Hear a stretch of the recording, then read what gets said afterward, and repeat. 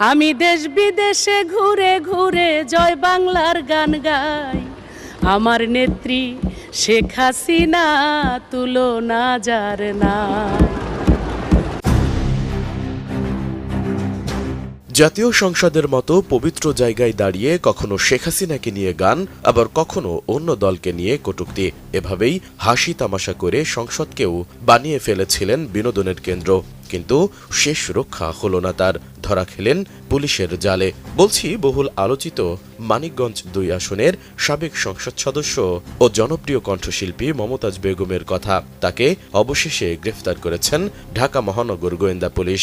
অন্তর জ্বালা আহারে বুকটা ফাইটটা যায়। কাঠ ও পিভিসি ম্যাটেরিয়ালের সংমিশ্রণে তৈরি আধুনিক আরএফএল উডিডোর, কাঠের চেয়েও কঠোর।